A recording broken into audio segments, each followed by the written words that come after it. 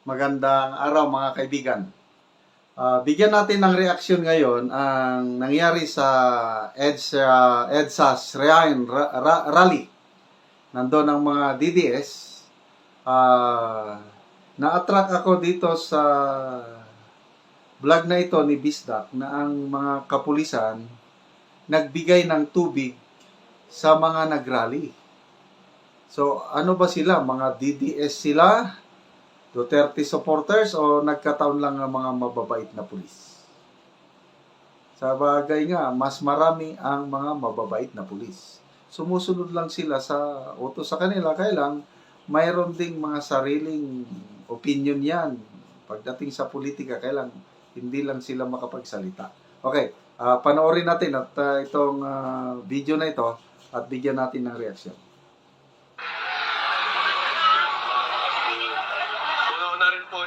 Area na to, medyo masikip. Kasi nandito nga ho yung mga diba? Maraming dagsa pa rin po yung mga volunteers, pagkain, nandito. Maawa ang Panginoon, pagbibigyan tayo dito ng mga kaibigan nating mga kapulisan, di naman tayo magulo. Ito ma'am. Kayo, ano kayo naman dito? Okay lang, sir. Puno lang po sa loob, so hindi naman magulo mga tao dito.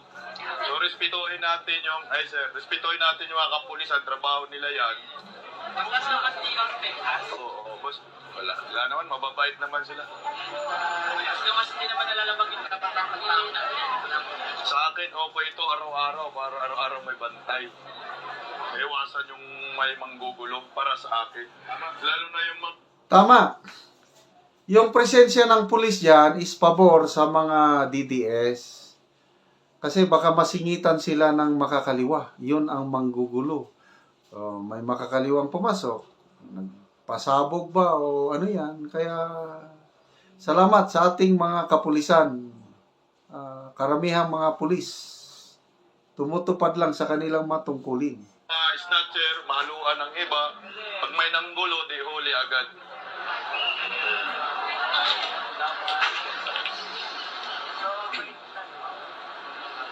May mga tao na po doon sa loob. Masok ito, safe to guys. Para sa atin.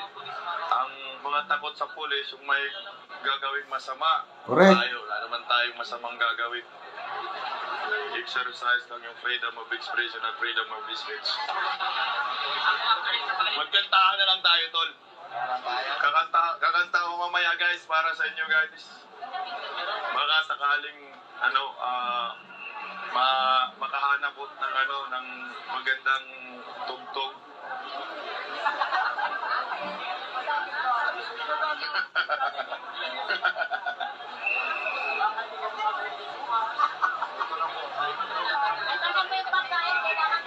Sama mo tol ang mga kapulisan, tol. Sama tayo lahat. Ayun. Yan mga pagkain, kasama tayong lahat na nandito. Maraming salamat sa donasyon. Dalawang ano yan, ha?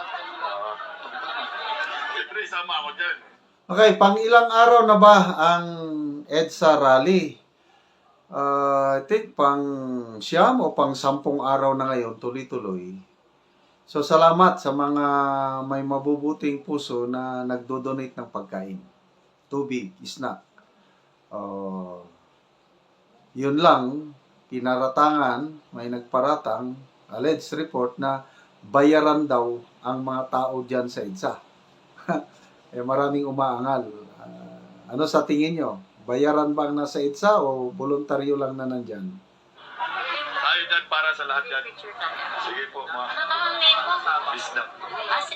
Saya ka doon? Sige mo. Ako ay nahanap ko. Nahanapin ka lang. Sa si Bisdak. 1, 2, and 3. Salamat po, sir. Oo. Kaya nga, Bohol o Siargao. Salamat kayo, sir. Sige, magpupo sa Davao. Tama ba? Magpupo sa lahat. Ay po.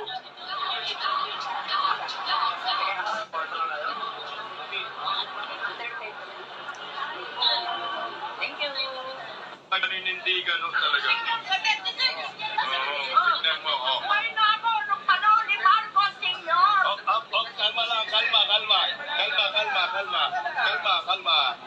Kalma. Ano tayo? Prayer vigil muna tayo. No say bad words. Ang mga polis namimigay ng tubig. Wow! Maraming salamat sa mga kapulisan. Sila nagbibigay. Oo, tingnan niyo mga kapulisan, namimigay ho sila ng tubig. Yan po. Mabuhay po ang mga kapulisan. Thank you so much. So, kabaliktaran po sa nangyari sa Davao, yung KOJC seeds na natirgas, marami nasakta ng mga KOJC. Siguro, lesson learned na rin yun. Kaya, ito, so far, mula nung nagsimula ang rally sa EDSA, wala pa akong nabalitaan na masamang nangyari sa mga rallyistang DTS. Salamat po sa ating mga kapulisan. Sana all. Ito yung demokrasya. Correct, hindi yung kagaya sa Mindula, di ba? Mga boss. O nga pala, yung Mindiola nga rally, mga makakaliwa yun. Nako, if I'm not mistaken, 7 pulis ang nasaktan. Kawawa. Anyway, tungkulin ng pulis yan, maximum tolerance, mga pulis ang nasaktan. Basta makakaliwa ang mag-rally. So, napakaganda po ang pangyayari dyan sa EDSA, mga DDS, matiwasay, payapa, mga pulis naman, ginagawa lang tungkulin. Yun, mga pulis namimigay ng tubig. Wow, ang gandang balita yan Mga pulis po, i-announce natin dito, kabaitan ng mga pulis, tumulong po sila, nagbibigay po ng tubig. Maraming salamat sa mga kapulisan. Ayan. Tignan niyo po, ipakita natin ang kabutihan ng mga kapulisan. Yan, maraming salamat po. Ayan, kita mo yung tubig na bibigyan po yung mga pulisan. Maraming salamat po. Ito, ayan, kita nyo. Nagtutulungan po tayo dito. Ito yung diwa ng demokrasya. Maraming salamat po sa mga kapulisan. Mabuhay po kayo. Kita nyo po, nag-abot ng tubig yan. Ayan. Kaibigan lahat dito, sama-sama pareho Pilipino. Ayan, Ayan, kita nyo. Mga kapulisan na mimigayo ng tubig. Maraming salamat, Kita natin yung kabutihan. Tayo matakot sa mga kapulisan, mababait ng mga yan. Kasama natin yan. Nasa panig tayo ng katotohanan at kapayapaan. Ampeo.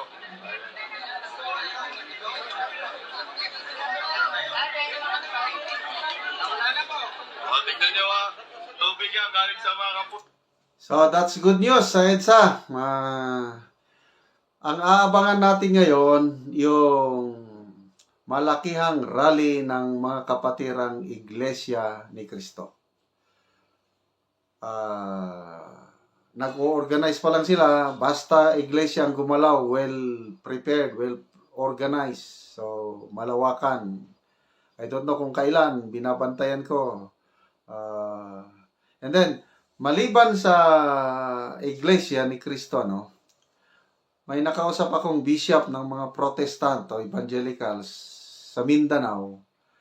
Although hindi kasing malawakang rally ng iglesia, meron ding gagawing rally, prayer rally ng mga Evangelicals, Protestants, specifically in Caraga region.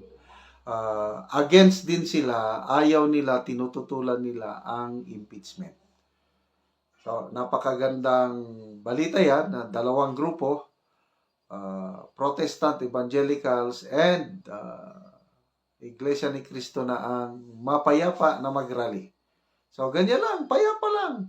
Huwag nating tularan yung makakaliwa na nanggugulo. Kasi yung mga makakaliwa na yan, gusto nilang pabagsakin ang gobyerno.